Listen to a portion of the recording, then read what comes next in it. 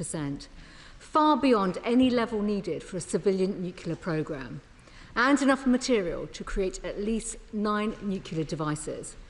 Their nuclear facilities are buried deep underground to hide their programme, and all this from a despotic, authoritarian regime that represses and tortures its own people. It's committed to the annihilation of Israel, the world's only Jewish state, and is responsible for so much of the suffering in the region through its sponsorship of terrorist proxies. It is supporting Putin in its illegal war against Ukraine and is involved in plots and activities that undermine our national security here at home on a daily basis. Mr. Speaker, it is for these reasons and many, many more that the Iranian regime must never be allowed to have nuclear weapons. That is why we stand with those working to stop them. As His Majesty's opposition, the House will know that we will always put the defence and security of our country first. And that's why we will work constructively with the government to secure the protection of British people and our national interests. We will support the government when they're doing the right thing, but also question, challenge and press ministers to go further when we think more needs to be done to safeguard our interests. It is in that spirit of constructive scrutiny, in the national interest, that I put these questions and points to the Foreign Secretary. Firstly, British nationals and dual nationals continue to be stranded in Israel and the Middle East due to airbase closures. Now, I've written to the Foreign Secretary about this matter and note the progress with today's flight, and I do want to thank the Foreign Office for the work they've been doing with many families who I've been in touch with as well, who have been able to get on that flight today. So can the Foreign Secretary tell us how many British nationals may need to be repatriated? What resources are being deployed to support those efforts? Is there enough capacity to match the numbers that is needed to leave? And why does it seem that the US and other European countries were ahead of us in their operational planning to bring back their citizens? The Foreign Secretary has mentioned the US Embassy advice, and now he's given advice to British nationals in Qatar today. Will there be any further notifications for other British nationals in GCC states? Second, on Iran's nuclear programme, the Foreign Secretary on radio this morning could not say how effective the weekend strikes were, and I understand that will take time to get information. But if more strikes are planned to further degrade Iran's nuclear capacities, will the government consider supporting these? The government has not taken a clear position on the actions that the US and Israel have taken, but we have seen reports of the apparent legal advice from the Attorney General cautioning against UK involvement. And while I appreciate that the Foreign Secretary cannot comment on any legal advice, does the government have a position on the lawfulness of these strikes? And does he welcome the ends as well as the means to achieve this? Does he share my cynicism about Iran's attempt to cloak itself in the UN Charter? That's the same UN Charter it has undermined with its brutality for decades. And can the Foreign Secretary confirm if the US will be permitted to take action from Diego Garcia should future strikes on Iran be needed or actions to defend Israel? Or does the government think that there are legal barriers to the US in doing so? Third, with heightened tensions in the region, can the Foreign Secretary give an update on what further steps are being undertaken to safeguard British military assets in the region and our partners from any unwise military action taken by the Iranian regime? And I say this considering the reports that we heard about over the weekend with the arrest of a suspected Iranian spy plot targeting our base in Cyprus. Are we now stepping up efforts to protect bases? Fourth, what steps are being taken across government and with our police, counter-terrorism, security services to reassess the domestic threat levels? The Foreign Secretary cannot go into operational details, so can he give assurance on the robust action and disruptions to any potential Iran-backed plots that are underway? He mentioned, and rightly so, the issue of Gaza and the fact that we absolutely must work together in terms of ensuring that humanitarian aid gets to people desperately in need of aid. Can the Foreign Secretary update us on what steps he's been taking to engage with Israel to get more aid into Gaza? And does he agree that Iran must be weakened to end their ability to sponsor Hamas and other terrorists in the region? Foreign Secretary. Well, I'm very grateful, Mr. Speaker, to the tone and the cooperative context in which the Honourable Lady has made her remark, and quite rightly she has a number of questions which I will attempt to answer. But let me just begin by saying, fundamentally, we are in agreement that Iran and the regime in Iran can never have a nuclear weapon, and all of our efforts are designed to ensure that that is the case. And the whole House will understand that this is not just about Iran, the region and global security. It is because we have to remain steadfast in our commitment to not see nuclear proliferation. And if Iran got a nuclear weapon, clearly there would be others in the region that would seek to follow. And so it's a sober commitment that really begins 80 years ago that we must see to completion in relation of their ambitions. She asks about the British nationals in Israel. There are just over 4,000 British nationals that have registered their interests following our appeal last week. And we would estimate that somewhere between 15 to 25% of them indicate, this is following the pattern in previous crises in Israel and in the region, take up the offer of British assistance to leave. As she knows, the airspace has been closed, and so that offer up until this point was about getting them to the border. But I'm very pleased that that flight has landed and taken off. We hope to work with the Israeli government on further flights in the area. My understanding is that there has been a military plane that the Americans have put on for their citizens from Israel, but she will understand the uniqueness of the relationship that the United States has with America that facilitated that opening up, and I'm very pleased that we have been able to garner that same agreement today with the Israeli government. This is an ongoing and fast-moving situation. She has heard what I have advised British nationals in Qatar today, and of course we keep this under close review, and there may need to be further updates over the course of the next few days. It was important that I was in Washington, D.C., sitting with the US administration, and in that meeting with Marco Rubio and Steve Witkoff last week, it was very clear to me that all options were on the table, and President Trump had those options in front of us. I, of course, discussed with them in detail the trip that I would be making alongside my French, German, and the European High Representative in Geneva, and they were keen and hopeful that that might be successful. It was not successful. But we continue to press the Iranians to take the off-ramp and get into those negotiations with the United States and with the E3 to ensure that they are in compliance.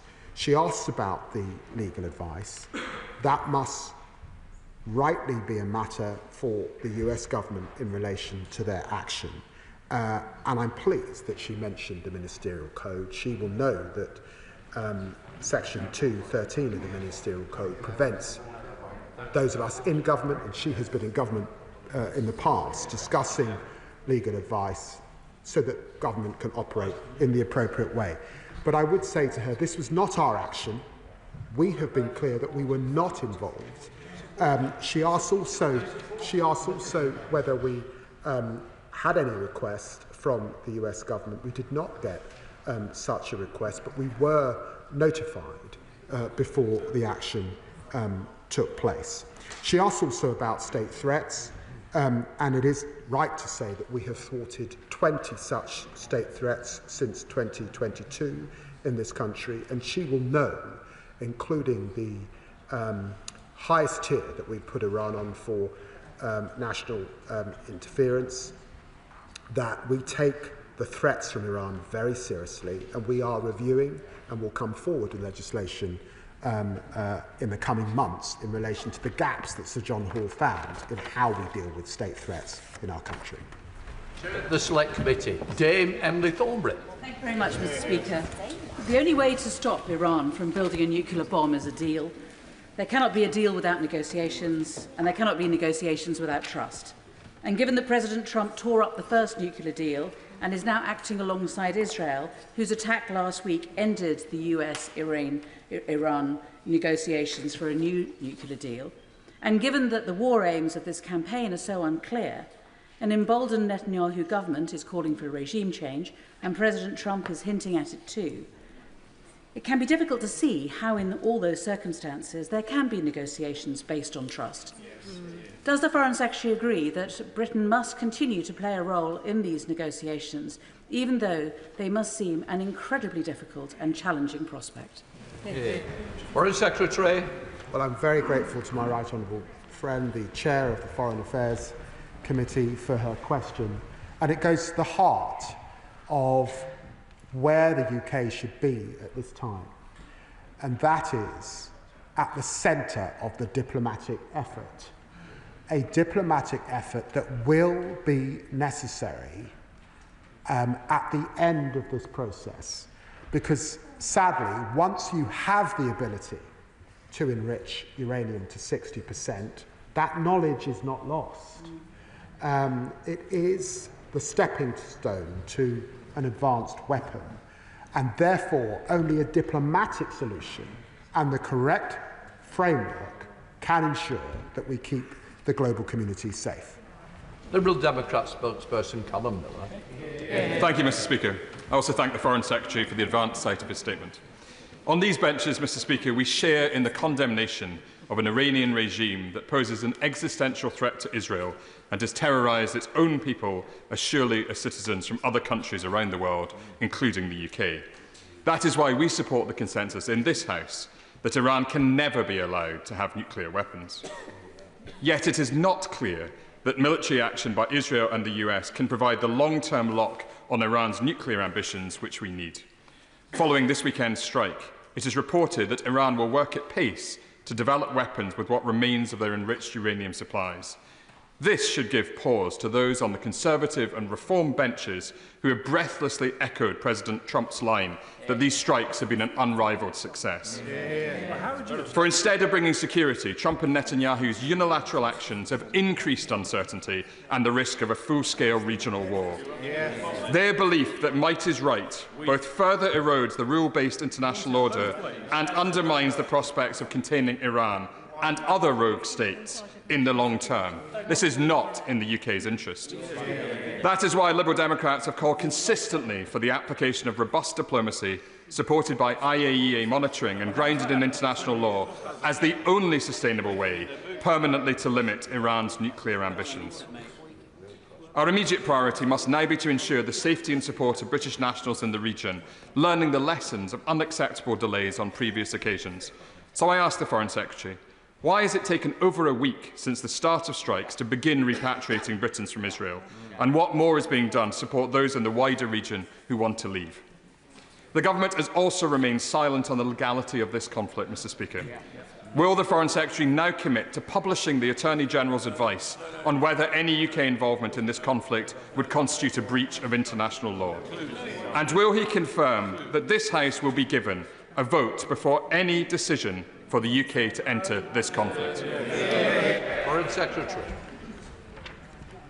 Well, Mr. Speaker, I agree with the honourable gentleman and the thrust of his remarks, which are around diplomacy and the need for diplomacy at this time. And he's absolutely right about the malign intent of the IRGC and the Iranian regime, whose desire is to wipe Israel off the map. And we must stand up to that pernicious ideology. Our attempts are to gain de-escalation, and I would remind him that just yesterday Vice President Vance has said that delaying the development of a nuclear weapon was the goal. We're at war with Iran's nuclear program. We're not at war with the Iranian people, and it's important to keep that in his mind's eye. He asks about British nationals. He's heard what I said about the airspace being closed. I'm pleased that that first flight has taken off. And I would remind him also that successive UN resolutions, Resolution 2231 particularly, I would refer him to, in relation to this long-standing breach. He asks about the legal advice. He's heard my comments on the legal advice. We were not involved. This is not our legal context. And he asks about publishing the AGs. That might have been appropriate if we were involved, but I don't think it is. But we're not involved, and so there's no such advice to publish. Dan Cardle. Thank you, Mr. Speaker. May I welcome the Foreign Secretary's calls to move this to a negotiated solution and his focus on UK defence and security. He's right, Iran must never acquire a nuclear weapon. However, history also teaches us on the issue of regime change that interventions aimed at regime change in Iraq, in Libya, in Afghanistan have produced prolonged instability, not just in the region but far wider. So what concrete lessons does he believe can be learned from this recent history in shaping Iran policy today? I'm grateful to the honourable gentleman, but he'll forgive me. I'm not going to enter into a history lesson from the dispatch box, except to remind him that on Sunday I achieved 25 years as an elected parliamentarian, and during the course of that period, of course, there has been debates about regime change. But I also remind him that the US has been clear that their attention is to target the nuclear threat, and we should keep that in mind. Sir James Cleverly. Thank you, Mr. Speaker. Will the Right Honourable Gentleman, the Foreign Secretary, concede now that the international community's unwillingness to take robust action through things like snapback and the JCPOA mechanism is part of the reason why Israel felt the need to take the initial strikes and for America to do likewise? I agree that ultimately diplomatic means will be the only long-term resolution to this, but that's not just about asking nicely for Iran to put its nuclear weapons away. It is about enforcing them and making sure they do through mechanisms. So will he ensure that if we're not going to be involved in military action, I understand the reason why we might not want to do that, we will ensure robust action is taken underpinned by things that will force Iran to do the right thing rather than just hoping that they will do the right thing? For his secretary.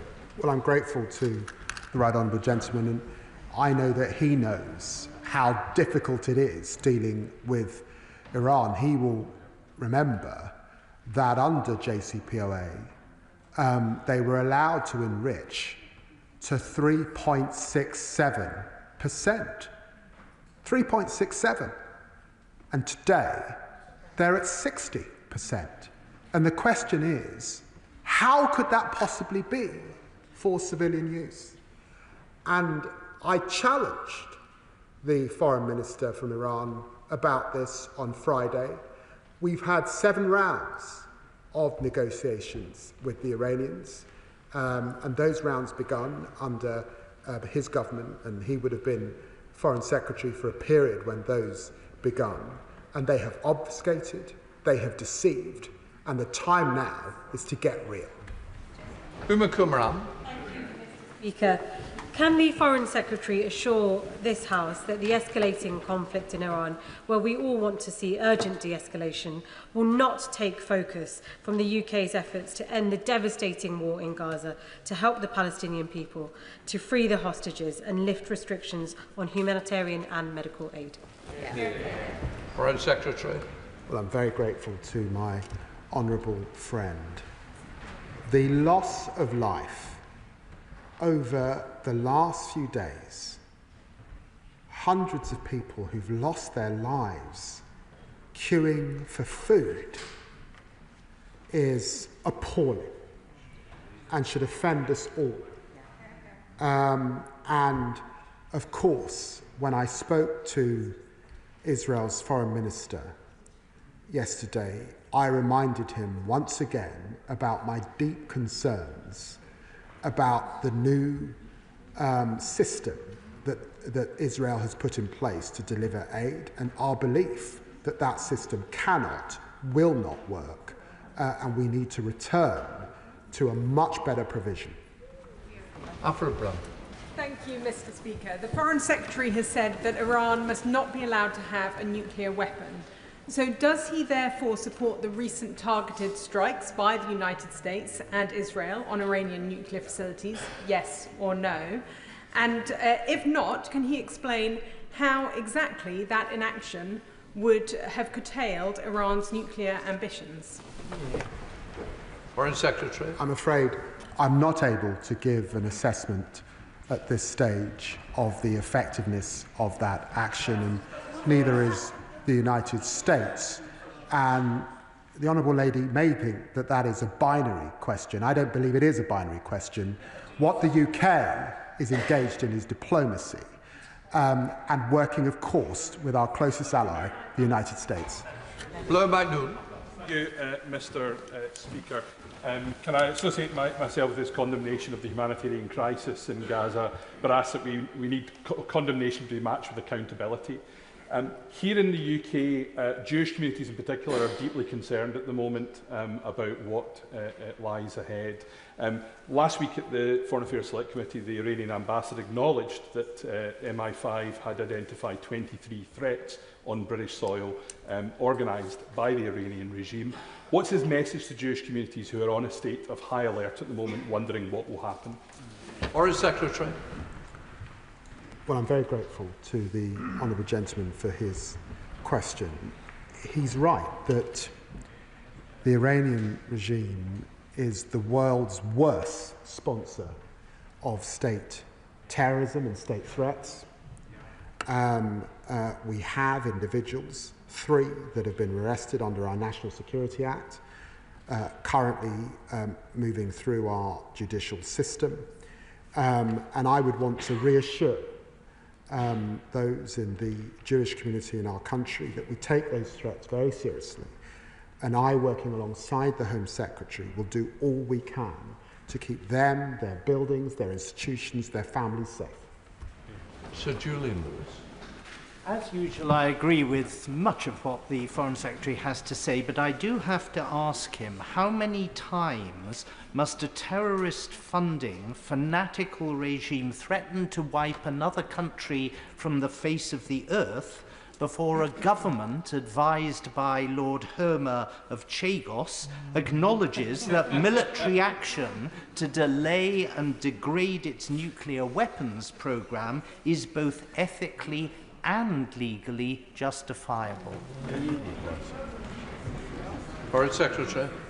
I simply say to the right honourable gentleman, and I say this with all respect, there is a convention in our country about the very important role that Attorney Generals play in our government, able to give government advice when asked for. It happens under all governments, and I don't really recognise the caricature that I've heard or some of the reports. And I want to make it crystal clear, we were not involved in this action, and therefore, really, some of what's being said is wholly beyond the pale. Abdesam Mohammed. Mr. Speaker, many of my constituents have contacted me over the weekend, fearful of the fallout of US intervention in Iran.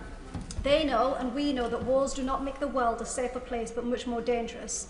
Their concerns are not unwarranted. In 2002, Netanyahu offered a guarantee that regime change in Iraq would bring enormous positive reverberations to the region. But we now know that there was no imminent threat, and there were no evidence of weapons. The scale of the disaster, not just in Iraq, but across the region, was so profound that the Chilcot inquiry insisted any future military intervention must be met with rigorous scrutiny. Does the Foreign Secretary accept this scrutiny, and will he again provide reassurance to the House that we will not enter an endless war fuelled by provocative, reckless provocateurs? Foreign Secretary. I'm very grateful to my honourable friend, and just to say to her, I was in the House during that period in which Chilcot was making his work, and of course I'd want to reassure her that our government, and I hope all future governments here in the UK, have learnt from its findings. Brown. Thank you, Mr. Speaker. The Foreign Secretary has confirmed that Britain was not involved in the strikes on Iran. Will he also confirm whether or not the US administration sought permission to use Diego Garcia as the launch point for these strikes? If it was sought and was denied, on what basis did the Prime Minister deny permission? And if it wasn't sought, what does it say about the UK-US relationship that America would rather fly around the world from Missouri than launch from Diego Garcia? Foreign Secretary. They did not seek that advice. Elise Ballinger. Thank you, Mr. Speaker, and can I thank the Foreign Secretary for his measured approach to this crisis.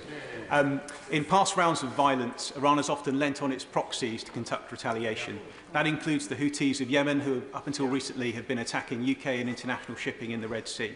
Can I ask the Foreign Secretary what steps he is taking to protect UK shipping in that area and to keep those trade routes that are so vital for our country safe? Foreign Secretary. We have seen that Iran's proxies have been considerably degraded over this period. Hezbollah, Hamas, and the Houthis held back, but still active in the Red Sea. And we will do all we can, working with partners, to protect our shipping routes. And we have been crystal clear to the Iranian regime about the Strait of Hormuz, particularly. Sir John Whittingdale. When the Foreign Affairs Committee met the Iranian ambassador twice last week, he claimed that the Iranian nuclear program was legal and purely civil, and he said that they wanted to negotiate. Can the Foreign Secretary say, on the basis of his numerous meetings that he has reported with the Iranian Foreign Minister, whether he gained any impression of Iran's willingness either to dismantle their nuclear program or to negotiate? Foreign Secretary. I'm very grateful for the right honourable gentleman's question. It's the central question. And what I have found is inflexibility and a failure to face the seriousness with which the international community are looking at this question, to accept that we've moved on from the JCPOA, which they pulled out of back in 2019, that the focus now is on zero enrichment. Maybe they can have a civil nuclear capability, but it would have to be heavily monitored and would have to have some sort of international regime, I suspect, to be in locus with it. They have to face that seriousness now at this point. Florence Session. Thank you, Mr. Speaker, and I thank the Foreign Secretary for his statement this afternoon. And the Foreign Secretary said that I know the whole House will have in their thoughts the many civilians impacted by this fighting. I have in my thoughts the many protesters who took to the streets after the brutal and tragic killing of Mahsa Amini in 2002, September 2002. We saw those protesters coming forward, standing up against the brutal regime, and we saw people be mutilated. And the last 20 years of intervention has shown that war and wider escalation will not help these people. It will not help the ordinary Iranians who are suffering under this regime. I've received many emails from my constituents, Mr. Speaker. My constituents said the priority should be to negotiate a peaceful resolution to the conflict and not supplying weapons to either side of the conflict. Further, to support the facilitation of aid to civilians impacted by this war. Can the Foreign Secretary assure me that the UK will not act immediately to follow in on any military action, and we will urge the US and Israel to de-escalate and to avoid targeting innocent civilians? Foreign Secretary. Well, I'm very grateful to my honourable friend for mentioning Mahsa Amini, a young woman imprisoned in Iran because of her appearance, killed in police custody. 20,000 people, many of them who protested, thrown in jail as a result.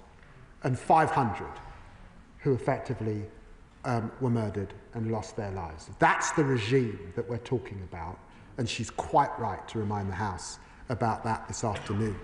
And I would refer her to the statements I previously made about our position on diplomacy. Stephen Flynn. Thank you, Mr. Speaker. For a lot of people watching and worrying over the weekend, they'll have seen many of the hallmarks of Iraq. Yet, despite that, the Foreign Secretary can't tell us whether he believes these strikes were the right thing to do or not. The Foreign Secretary can't tell us whether he believes that these strikes were legal or not. And the Foreign Secretary has failed today to outline whether this House would be given a vote on any potential military action in this conflict. Is he purposely treating the public as fools? Foreign Secretary. I've got to say to the honourable gentleman, he may just have got a soundbite, but I'm really on the nuclear question. I'm not going to take lecturing from the honourable gentleman. I'm afraid he's got a very sorry record in relation to that very serious matter. We have been very clear that diplomacy is the way, that de-escalation is our position. That's what you pursue if you're serious about foreign policy, and I'd recommend our approach to the honourable gentleman. Thank you, Mr. Speaker. May I first join the Foreign Secretary in thanking our brave service personnel from RAF Prize Norton for repatriating British citizens back from Tel Aviv. On this Armed Forces Week, I think we are all grateful for their courage and sacrifice. On Iran, let's be clear about the regime. It has killed thousands upon thousands, upheld brutal suppression of democracy, rights of women and LGBT+ people. It has demonstrated a consistent intent to sponsor terrorism and act through proxies and with violence in order to destabilise the region. But all military action must go through the process of international law, and it must be executed based on a plan and intent to return to democracy. Does my right honourable friend agree with me that we must do what we can to support de-escalation as soon as possible?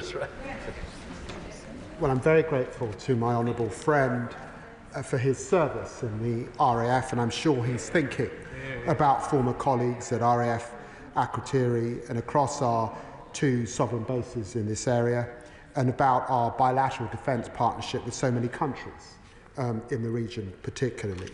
And I'm very pleased to make it crystal clear that the path through this is a diplomatic one, is for Iran to return back to negotiation and to recognise the power of the global community being absolutely clear. They cannot have a nuclear weapon.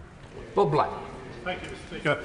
It's good news that the Home Secretary has finally decided, reportedly, to prescribe the treacherous terrorist group Palestinian Action. Now, given that she's done that at great speed after the attack recently, and the IRGC have conducted attacks or attempted attacks on this country multiple times, will he now use his powers to persuade the Home Secretary to prescribe the IRGC in its entirety? Foreign Secretary. Well, I'm grateful to the honourable gentleman, and the prescription question is always an issue for the Home Secretary. In the decision that she's made today, it's important to stress that it's a process involving all the relevant agencies and their assessment in the activities. But I have to say the attack on RAF bases is disgraceful and totally unacceptable, and the force of the law must bear down on it. She keeps prescription under review. I know it's a long-standing issue that the honourable gentleman has raised. Jessica Moore. Thanks, Mr. Speaker. Can I thank the Foreign Secretary for this statement and acknowledge, like many constituents have this week, the intense diplomatic efforts of his teams in ever-changing and ever-challenging times. But I know they will also want to be reassured given the absolutely intolerable situation in Gaza, that we will not let up on pressing in absolutely every way we can for more aid to get through and for an immediate ceasefire. And I know the Foreign Secretary said this last week and this week today at the statement, but please could you underline that again? Foreign Secretary. Well, I'm very grateful to my honourable friend, and this morning I sat in my office with Eli Sharabi, who managed to get out of a Hamas cell but lost many family members during that journey. And he talked about the starvation that he experienced, going down to 44 kilograms after being 70 when he went in. It was humbling to hear his story and to be reminded that the humanitarian catastrophe affected everyone in Gaza. But he did say that the Hamas who were holding him ate plentiful while they watched him and others with him starve. Richard Tice. Thank you, Mr. Speaker. Given that there's a consensus across, I think, the whole House that Iran should not have a nuclear weapon, it seems to me there's a sort of a lack of willingness to recognise when negotiations after many years have patently failed to yield results. So will the Foreign Secretary join Reform and myself in thanking the United States and Israel for degrading the Iranian nuclear weapons programme? Well, I had two conversations with Secretary of State Rubio yesterday, and I hope he would say that we've established a very good working relationship over that period, and he will know that I have a long-standing or longer-standing relationship with Vice President Vance. And to be clear, the United States position is that we are at war with Iran's nuclear program. This was a targeted attack, and it's important to understand their efforts to degrade, but we have not yet had that assessment as to its effectiveness. Richard Burke. Thank you, Mr. Speaker.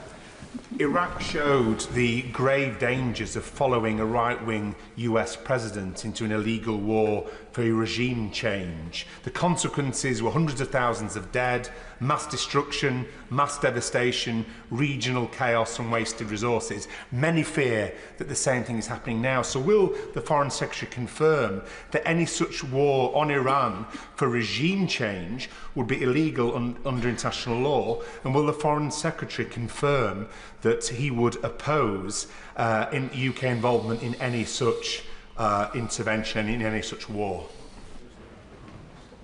Foreign Secretary. Confident in my engagement with the United States and the discussions that I've had, including those in the White House last week, that this is not about regime change. And I should remind the honourable gentleman that the Israelis too have been clear that they are not attacking the civilian leadership in Iran. Sir Bernard Jenkins. Thank you, Mr. Speaker. It does appear that the House agrees with the government's objective that Iran should never have nuclear weapons, but the government is prepared to will the ends, but not the means. And it begs the question about who is really running the government. Why did Lord Homer's opinion on the legality of military action or UK involvement become public last week? Was it leaked? Was it briefed? And doesn't it demonstrate that the government is paralysed and divided over this question instead of leading from the front? Foreign Secretary. No. Laura Kirk-Smith. Thank you, Mr. Speaker, and I commend the Foreign Secretary for urging calm and restraint at this troubling time. I know he's been engaging with European counterparts, notably France and Germany as the E3. But as the positions of the US and Israel and Iran harden, does the Foreign Secretary agree with me that this is a moment where our relationship with Europe as a collective force for diplomacy and peace is going to be crucial? Foreign Secretary. I'm very grateful to my honourable friend. It was important for the so-called E3, the United Kingdom, alongside Germany and France, working with the EU's High Representative to make clear our concerns about Iran's nuclear ambitions to the Iranian forum and urge him to come back to diplomacy And then all of us were on the phone to him again after the action. Of course, there's an important role for Europe, particularly as the custodians of the JCPOA, and because we have a decision to make about whether we will, in fact, snap back and impose a heavy set of sanctions on Iran if they fail to comply. Alan Maguire. Mr. Speaker. Last week and today, the Foreign Secretary said that the government's first priority is the welfare of British nationals, and I welcome this. Yet, my constituent, who was caught in Iran with her baby, received unfortunately no support from the Foreign Office and had to plead with officials at the port to evacuate to Oman. This was not a secure route, and another ferry was bombed along the way. She and her baby are now thankfully safe, but still seeking their way back to the UK without their luggage or any provisions for their baby. Can the Foreign Secretary outline what steps are being taken to ensure British nationals, like my constituent, can be repatriated swiftly and safely if they so wish? Secretary. Well, I'm very sorry to hear about the position of her constituent and her baby. It must have been immensely stressful to make your way out of Iran in this way. She will know that we have been advising against travel to Iran since 2019. We are able to offer support on the border with Azerbaijan as best we can, but she will also know that the airspace is not open in Iran. But if she writes or is in touch with my honourable friend, the Middle East Minister, of course we'll look at it and what learnings there may be. Debbie Abrahams. First of all, I'd like to associate myself with the remarks about condolences to everyone that's lost loved ones. But, Mr. Speaker, we're increasingly seeing foreign leaders both flout international law, but also ignore our international rules-based system, won very hard after the Second World War. So, what is my right honourable friend doing to ensure that we can get this back on track? Well, I'm grateful to my honourable friend for the question. It was very appropriate to meet with the Iranian Foreign Minister in Geneva. In so many ways, the home under the United Nations umbrella of the multilateral system and the rules-based order. And that is why we were with him as the E3 and as the EU to reinforce messages that we share with the United States and to try and broker, and we will keep trying, a diplomatic solution. Jim Ramsey. Thank you, Mr. Speaker. This morning, the Foreign Secretary was repeatedly asked if he considered the US's bombing of Iran to be legal. Now, while I'm sure everyone in this House recognises the brutality of the Iranian regime, his obfuscation in reply was clear, as is the refusal to say whether Britain would get involved in any capacity if the US falls deeper into a conflict with Iran. Can we have a clear answer from the Foreign Secretary now to that question? And can he clearly state that de-escalation must mean no UK involvement? Foreign Secretary. Can I just say to the honourable gentleman, we have UK nationals in the region. We have UK bases in the region and force protection that is its highest level. We have several thousand troops in the region. Of course their welfare is our priority. Of course we've moved assets in a precautionary way into the area. And of course we will work alongside our allies to protect them and to protect our people. I can give him that assurance wholeheartedly. Stella Creasy. Thank you, Mr. Speaker. I think we all share the concern of the Foreign Secretary to get back to how do we end the horrors that we are seeing in Gaza and a clarity about the dangerous risks that Iran presents. But that also means that we need to ask some difficult questions about how we get the negotiations going. Now, we've seen today that the Israeli forces have deliberately targeted the Evin prison in Tehran. It was the prison in which Nazim Zahawi Redcliffe was held. So what conversations has he had with the Israeli government about whether they are now moving to target non-military installations, and what does he think that would mean for the ability of negotiations to restart? Foreign Secretary. I'm grateful to my honourable can I reassure her that I spoke to the Israeli Foreign Minister yesterday. I spoke to him briefly again this morning, and he reassured me that the targets, that the military targets, the nuclear facility, remains their objective and their focus at this time. Mr. Speaker, thank you. Away from the headlines, as the Foreign Secretary said, hundreds of Gazans have been losing their lives. And let's be clear about what's happening. As tens of thousands of people daily walk miles to beg for food from American mercenaries, they're being shot at random in the street. Now, I think we've moved beyond in this House as asking the Foreign Secretary to actually lift a finger beyond mouthing the words to do anything about this. But I have a wider question.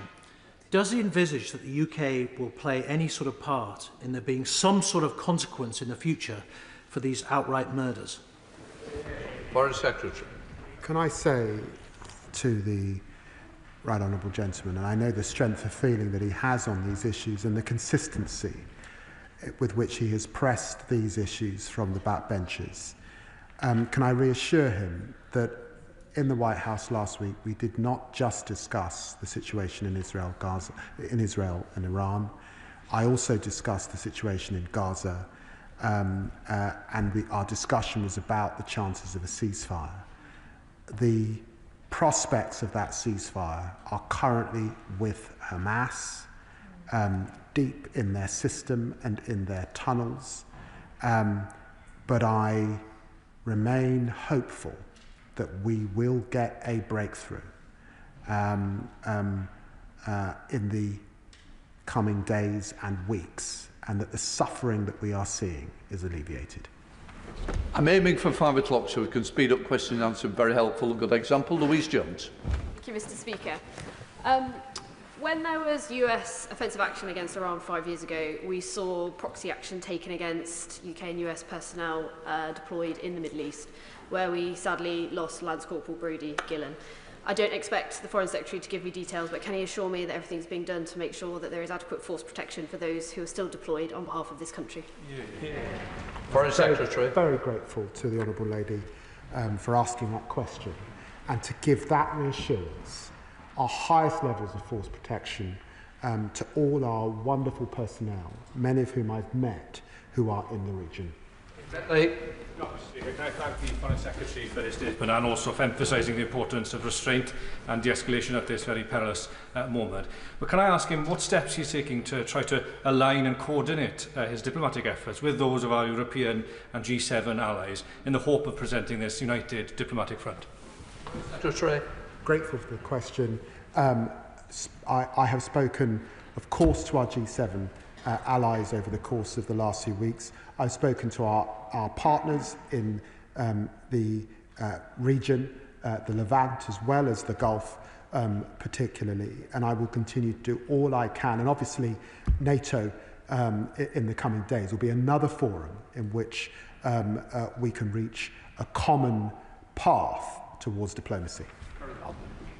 As the Member of Parliament for the largest Jewish school in Europe, can I thank the Foreign Secretary for the assurances that he gave earlier on the community in this country being safeguarded. Can I also commend the way in which he has diligently pursued a negotiated outcome to this destabilised situation. He knows that it used to be said that the Israeli Prime Minister jumped to the tune of America. Now that it seems to be the other way round, what action will he take against Prime Minister Netanyahu specifically in order to stop the destabilisation of the Middle East? Foreign Secretary. Well, I'm grateful for the honourable gentleman's question. We do have disagreements with the government of Israel, and he knows that a few weeks ago we sanctioned 2 members of that government. But I remain, and the government remains, a friend of Israel, able to work at many different levels. And we recognise the contribution that has been made at this time to the degrading of proxies working on behalf of Iran, recognising that those proxies contribute to Iran being the worst actor on state threats globally.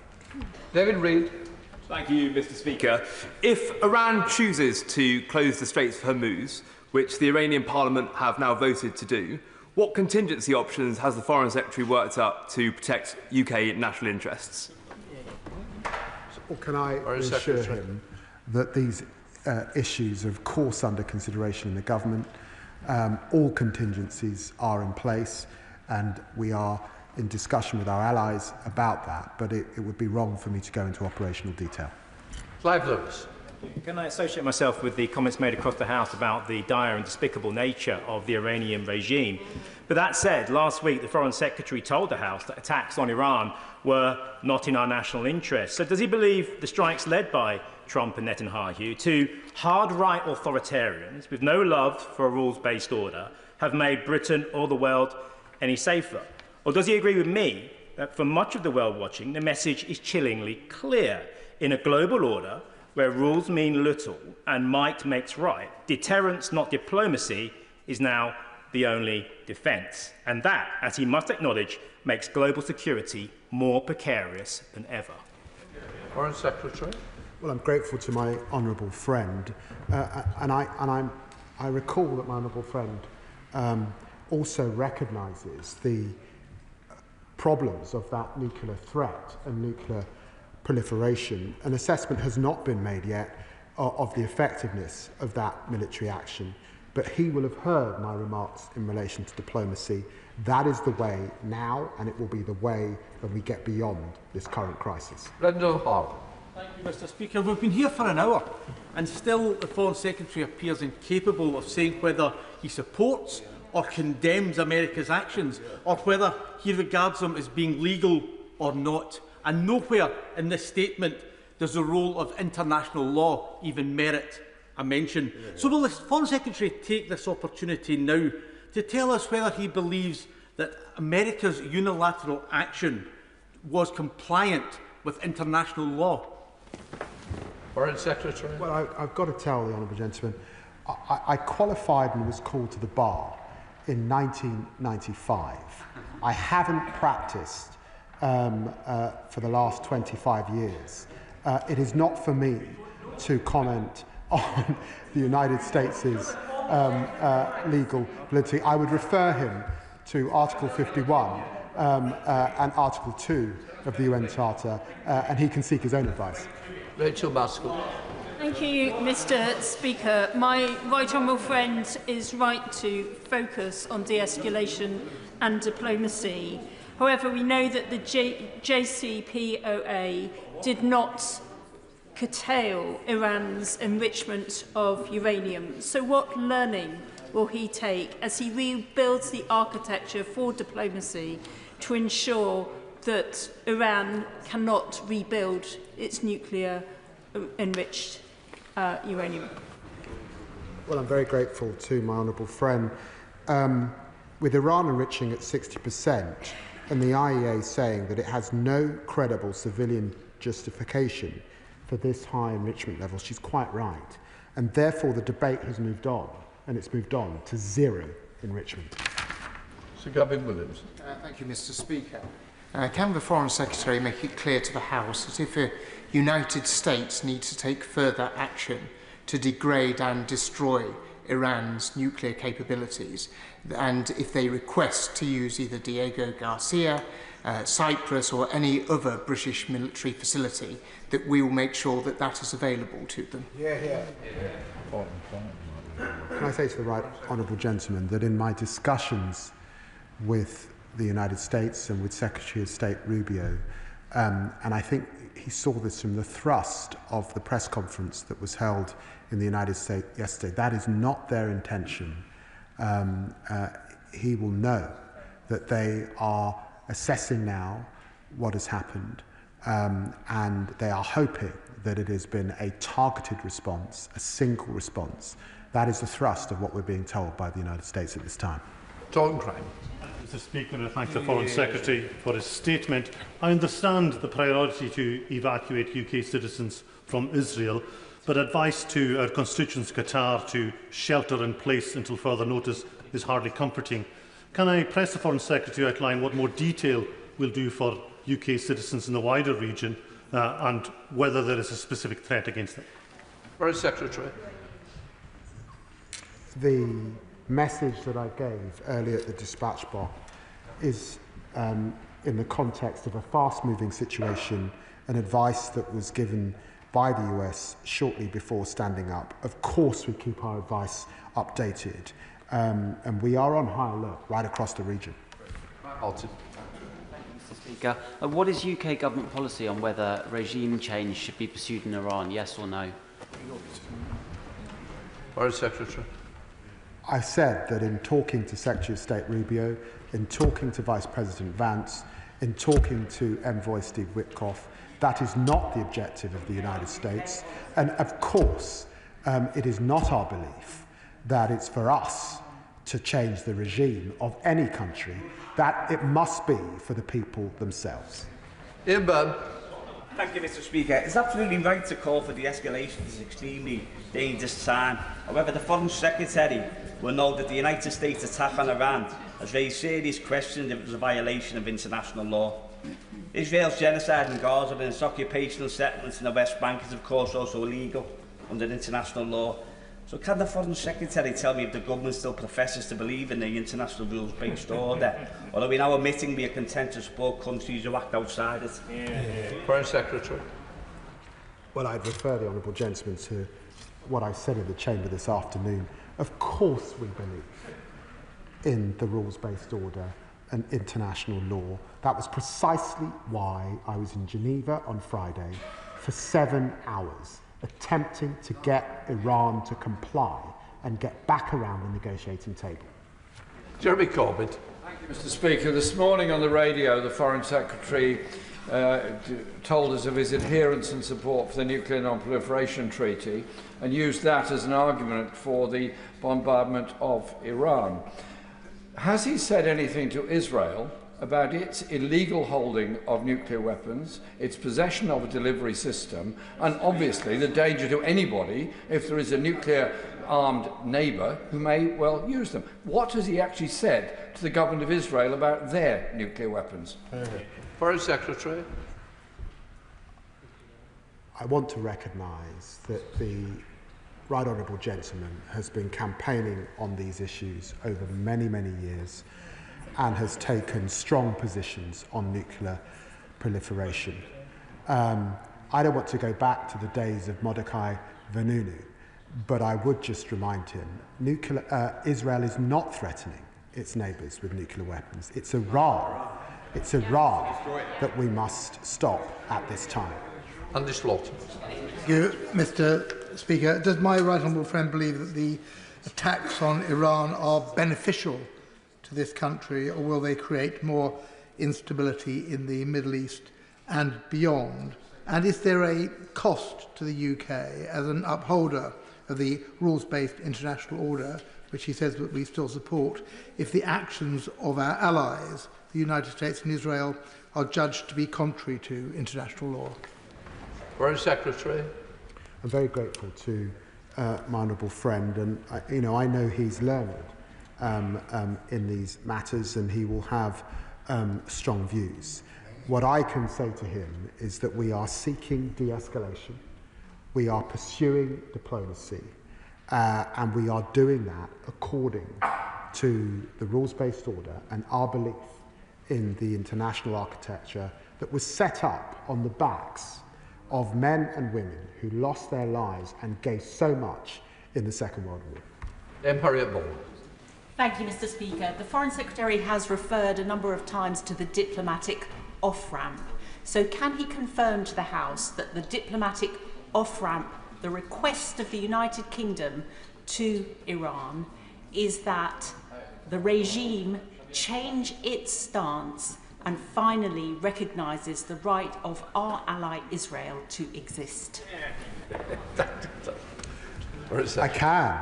Of course, it should recognise the right of Israel to exist, and it should work with the United States and the E3 particularly to ensure that it is putting whatever has been developed beyond use. Luke Akers. Mr. Speaker, over the past decades, Iran and its terrorist proxies have effectively colonised 5 Middle Eastern countries and used them as launching pads for attacks against Israel. Iran's been goading and indeed preparing for a conflict with Israel for decades, including the genocidal intent behind its nuclear weapons development. How will the UK support our many allies in the region, Arab countries as well as Israel, facing similar threats from the Iranian regime? Foreign Secretary. Well, I'm very grateful to my honourable friend, and can I remind him that we have the strongest of bilateral defence relationships with Jordan, Saudi Arabia, Oman, UAE, Qatar, Bahrain, Kuwait, Iraq and Lebanon at this time, and they can rely on us. Ayub Khan. Thank you, Mr. Speaker. But forgive me, Mr. Speaker, I've got to press the Foreign Secretary on this point. A lot of honourable members have asked him specifically whether he supports the attack conducted by the United States. He's refused to answer that question. Is it because, like many of the British public, realised that it was an illegal attack on Iran? Foreign Secretary. Well, I said on the radio this morning, and let me say again, I will continue to work with our closest ally to ensure that Iran never gets a nuclear weapon. Thank you, Mr. Speaker. I welcome the Secretary of State's calls for a durable diplomatic solution. No one benefits from this conflict continuing. Will the Foreign Secretary outline what steps the government is taking to ensure peace and prevent war in the region, particularly guaranteeing that the Strait of Hormuz remains safe for LNG and oil tankers? Securing this vital trade route is essential for global stability and global economic security, including Iran's. Foreign Secretary. I'm very grateful to the question from my honourable friend, and that's because many members of the public beyond this chamber will be worrying about the risk on inflation of an oil shock particularly, and will want to be reassured that the government is doing everything it can to be clear to Iran that it cannot blockade the Strait of Hormuz, it cannot mine the Strait of Hormuz, it must not do that, and we of course will act with allies to prevent such an occurrence if it were to occur. Greg Smith. Thank you, Mr. Speaker. It seems for an hour and a quarter we've been going round in circles, in that in answering questions, the Foreign Secretary has rightly pointed out that diplomacy has failed to stop Iran reaching 60% enriched uranium. Likewise, he has rightly acknowledged that diplomacy has failed to stop Iran spreading terrorism and sponsoring terrorism around the region, yet each time he's concluded in a hope of greater rounds of diplomacy to solve this, and hope is not a strategy. So at what point will the Foreign Secretary acknowledge that there probably can be no diplomacy within a regime that is so brutal to its own people and that just won't listen? What's the alternative? The honourable gentleman is a bright man. He knows that once a country has acquired the means to enrich to 60%, the expertise exists, and only a diplomatic solution can create the framework to eradicate and control that expertise. And that is why, in the end, this can only be dealt with diplomatically, and it's why President Trump is urging Iran to return to the negotiating table. David Taylor. Mr. Speaker, as well as the Iranian regime's threat to Israel, the Iranian regime has also supported Assad to kill 500,000 people in Syria, including Palestinians, and supplies Putin with the drones he is currently using to massacre people in Ukraine. We must also remember, of course, that it persecutes its own people, including human rights activists. And just as ministers have, I'm pleased to say, engaged with Syrian activists in the UK to hear their views on the future of their country, can I ask ministers and the Foreign Secretary assure me that they will engage with human rights activists and democracy activists here in Britain to help guide their approach going forward? Well, I'm very grateful to my honourable friend's question. His articulacy is spot on, and I can give him that undertaking between myself and the Minister for the Middle East. Caroline Boland. Thank you, Mr. Speaker. We talk weekly in this place about Russia's illegal bombing of Ukraine. Now, Russia may not be a close ally like the US, but presumably, if international law applies to that, then the US bombing of Iran would likewise be illegal under international law. If not, then could the Foreign Secretary explain why international law would apply differently to the US and where that leaves us if this conflict escalates in the region? I say gently to the Honourable Lady, one should always be wary of moral equivalence. Russia invaded a sovereign country, and for the last years has been firing rockets into that country, aided by Iran. And we will continue to stand up to Putin's abysmal aggression, and of course he should be held to account. Thank you, Mr Speaker, and I thank the Foreign Secretary for his continued clarity that the UK has not been involved in this military action in the Middle East, and thank him and his team for all their diplomatic efforts on de-escalation. I agree with what he said about the horrific situation in Gaza, where in the last week more than 100 Palestinians have been killed while starving and waiting for aid. He said he's pressed the US and Israel on this in the last week. Can I ask if he's continuing to discuss this and press for action together with France and Canada? And given his remarks about UK citizens in Qatar, what can he say about conversations with the Gulf and Jordan on protecting our citizens, assets and others there, should it be needed? Well, I'm very grateful to my honourable friend. Yes, I've liaised with Jordan, I've liaised with Gulf partners. I will be speaking to the UAE very shortly, later on today. We will work with them to keep them safe, and she's absolutely right to put on record our deep concerns about those who've lost their lives in Gaza just over the last few days. And Spencer. Thank you, Mr Speaker. I thank the Foreign Secretary and his department for the work they're doing to protect British citizens here and abroad.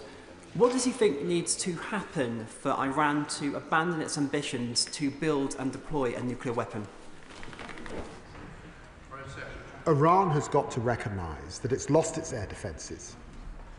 That it's my belief that its friends in Russia and China will be not rushing to its aid, that its proxies are degraded, and the international community is firm.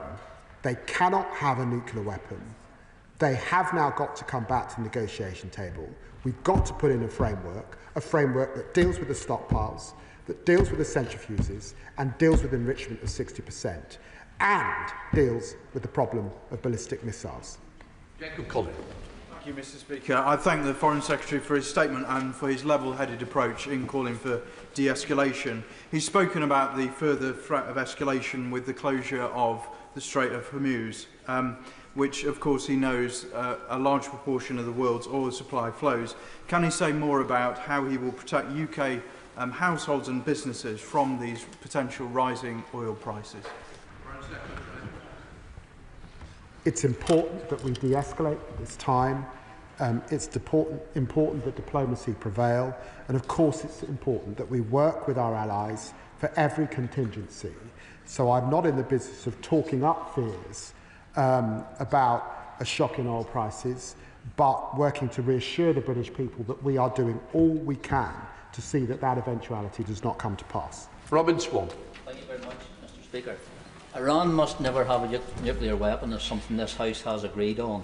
But the former Russian Premier, Dmitry Medvedev, has said there will be now a number of countries considering supplying nuclear warheads to Iran. Can I ask the Foreign Secretary of his assessment of that statement, and what is the government doing to prevent it? It would be wrong for me to go into detail about that, but to say that, of course, it's come to my attention, and also to put on record my grave concerns by the reports that Iran's parliament are preparing to withdraw from the nuclear non-proliferation treaty. That would isolate Iran further. Thank you, Mr Speaker. Further escalation in the Middle East could have devastating consequences not only for the region but for global stability. And given the provocative and inflammatory rhetoric from President Trump, and the risk of unpredictable US actions further destabilising the situation, can the Foreign Secretary set out what steps the government is taking to work with international partners to de-escalate tensions and protect the UK interests? And can he give a definitive answer to the question about UK involvement? Well, can I say to my honourable friend that we were not involved, and over the weekend I spoke to my Cypriot counterpart, I spoke to my Lebanese counterpart, in the days before that I spoke to all counterparts in the Gulf. Of course we are working to de-escalate at this time. Subject. Thank you, Mr. Speaker. In the event that Iran does launch a retaliatory military strike against the US, what does the government believe our Article 5 obligations would be with regards to military support for the US, and how will that change if the location of the attack is in the region? Yeah. Well, can I refer him to 213 of the Ministerial Code? Thank you very much, Mr. Speaker. With his 25 years of parliamentary service, the Foreign Secretary will no doubt remember when Tony Blair told us that Iraq had weapons of mass destruction and were a grave threat to international security. And then, of course, we followed America into an illegal war in the Middle East. And if the Prime Minister were to go down that same road, then he will be wrong also. Is it not overdue that the government followed an independent and, as Robin Cook memorably said, an ethical foreign policy, one created here and not in Washington, DC? Well, the honourable gentleman allows me to put on record what a privilege it's been to serve and work as Foreign Secretary alongside a Prime Minister of such tremendous principle and legal learning that entirely understands his obligations, entirely understands what good government looks like, and is absolutely steadfast in his belief in the international rules-based order. Cameron Thomas. Thank you, Mr. Speaker, and thank you to the Foreign Secretary for the gravity which he's applying to this important topic. 1 week ago, the Foreign Secretary told me that he had huge confidence in our ability to defend our Middle Eastern assets from Iranian strikes. But within 2 days, 2 strategic assets were vandalised by a couple of civilians on an e-scooter at RAF Rise Norton. Yeah. Does the Foreign Secretary recognise that the UK must not follow Trump into Netanyahu's war with Iran when force protection is inadequately resourced at home? Well, I'm very grateful to the honourable gentleman for his service in the RAF, and can I refer him to a statement that the Armed Services Minister will shortly be making in the House about the security of our sovereign bases. I think so. Mr. Speaker, just a week ago we were here calling for de-escalation due to so many civilian deaths, but in the last week we have seen an escalation with so many more civilian deaths in Israel, in Gaza, in Iran. We know it's much easier to get into a conflict than to conclude it. If the justification for military action is now a nuclear weapons programme and being a threat to your neighbours, how many other nations fit that category? Isn't North Korea another country with an even more advanced nuclear weapons programme? Where is Article 51, UN Convention, now in terms of justification? Well, my honourable friend's question goes to the heart of why it would be a travesty for Iran to withdraw from the Non-Proliferation Treaty, and why we must work to ensure that Iran does not become a North Korea. It must never have a nuclear weapons programme, and we will do everything to stop that happening. David Simmons. I'm grateful, Mr. Speaker. The family of my constituent, Katie Solomon, have been in touch to share their fears about her as she shelters from Iranian attacks in Israel. And my constituent, Mehdi Mosleh, has told me about how his life in the UK started as a refugee from the Iranian regime. So can the Foreign Secretary tell my constituents in the House why, given Iran's record, he is finding it so difficult to follow the Prime Minister in welcoming the actions of our allies in seeking to reduce the risks posed by the Iranian nuclear programme? Well, can I say to the honourable gentleman that he will recall that in representing my constituency in Tottenham, I have the Stamford Hill area of London, which is the home of many in our Orthodox Jewish community, many of whom are in Israel as we speak, sheltering too in their bunkers. So the picture he paints is one that I recognise, and it's why I'll do everything I can to work with them and protect them. Mr. Speaker, and I'd like to thank my right honourable friend for his statement. Dozens of people from my Hendon constituency have been stranded in Israel and Iran. I thank the Foreign Secretary for his hard work on this issue, and it's good news that the first flight has already occurred. Can he say more about the timeframes for potential future flights, and also say more on what is being done to support those looking to leave Israel by land, borders or by sea?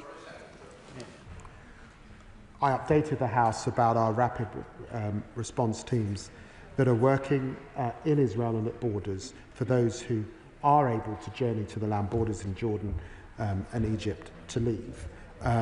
We have a flight in the air as we speak, and I expect that there will be further flights in the coming days, but it does depend on airspace and how those days look. Lincoln John. Thank you, Mr. Speaker. I thank the Foreign Secretary for a statement in which he says that he's been crystal clear with the regime in Tehran. I hope he's been a lot clearer with them than he has been with the House today, because I'm going to give it one more go, because I genuinely don't understand why he can't answer this question. Does His Majesty's government support or oppose US military action against Iran at the weekend? His Majesty's government will continue to work with our closest ally, as I was last week in Washington, D.C. Mr. Scott Arthur.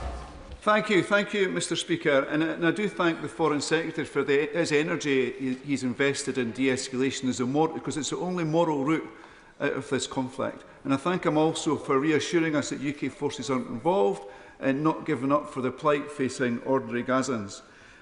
There's 90 million people in Iran. Just under 10 million of them are in Tehran. There's reports of many of them trying to leave the country, and this will be made worse by the reports around the speculation around regime change. There's also reports that Turkey and Pakistan might be closing their borders to refugees. Is this something he's keeping a watchful eye on, and has he discussed it with our international partners? Well, I'm very grateful to you, honourable friend, for the question, and it was why I spoke to our ambassadors and teams across the region this morning, because I recognise that this is a worrying and stressful time in all of those areas, which is why my central message and task is to de-escalate. We need more light and less heat. If I heard the Foreign Secretary correctly, he said that the UK would act if Iran sought to block the Strait of Hormuz. Did he mean act militarily? And then under what other conditions would he consider military action? And what would he say if the Americans turned to this government and asked them for support in any military adventure to do with this conflict? It would be quite wrong for me from this dispatch box to get into eventualities and operational matters at this time. But be reassured that all contingencies are in place to keep our people and to work with our allies to keep the region safe. Thank you, Mr. Speaker. The most in-depth study ever conducted on the casualties of the war on so-called terror was conducted by Brown University in America. They found that directly or indirectly, over 4.5 million people lost their lives. 4.5 million people partially lost their lives because of what was voted for in this House. So can the Minister agree with me that the only resolution to this conflict is through diplomacy? And can he assure the House he will not follow the previous Labour government and the previous Labour Prime Minister Tony Blair's mantra when it comes to America bombing Middle Eastern country is with you whatever, and lead this country and the world into the abyss? Well, I can restate, as I have throughout this afternoon, that diplomacy is in the way, and I can remind him that our government and successive governments have learned from the Chilcot inquiry.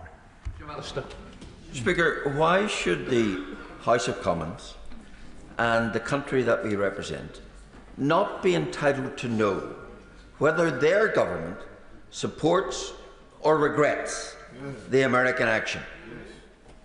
And doesn't equivocation in that issue bring succour to those we say must be robbed, quite properly, of their nuclear potential? I think the people of Britain are entitled to know that we were not involved in this action, that we work for diplomacy and de-escalation. That is why I was sitting in the White House last week. It's why I was in Geneva on Friday, and it was why I was at a COBRA meeting and making a round of calls to allies and partners to de-escalate at this time yesterday. Sarah Poach. Thank you, Mr. Speaker. Does the Foreign Secretary, is he able to explain to the House whether the United States felt unable to use the Diego Garcia base and have to refuel in a highly dangerous operation 3 times because of that, because of your deal that you did with the Mauritians that would then tell the Chinese, that would then tell the Iranians? The Honourable Lady has got to get off social media and has got to get some help. Has got to get some help because she's swallowing conspiracy theories that should not be repeated in this House. Ellie John. Answer the question. Thank you, Mr. Speaker.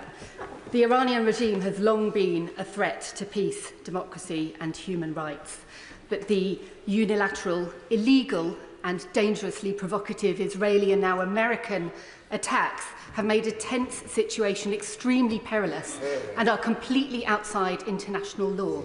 It's therefore deeply concerning to hear the Secretary of State echoing the talking points of Netanyahu and Trump, instead of standing up for those principles, clearly condemning the illegality of these bombings and unequivocally ruling out the UK being dragged into any military action supporting such illegal action. Why will he not? I'm focused on Iran's desire for a nuclear weapon. I'm focused on the UK's solemn obligation to stop that happening. And I am focused on the diplomacy that is required to bring that about. Jim Shannon. Thank you, Mr. Speaker, and I thank the Foreign Secretary for his statement today. I've often spoken in this chamber about the Iranian regime and the horrific human rights abuses that take place under AH1G siege control.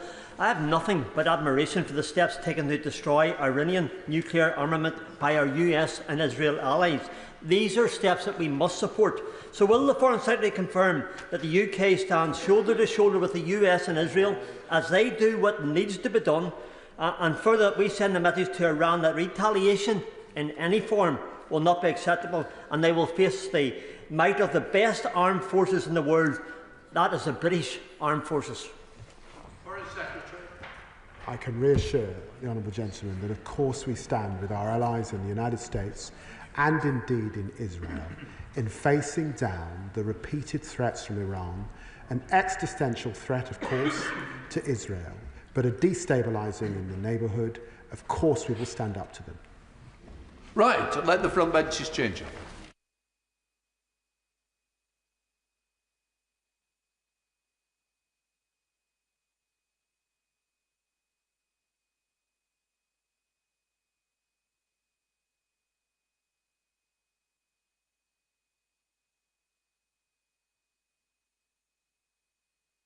We now come to the statement for the business trade.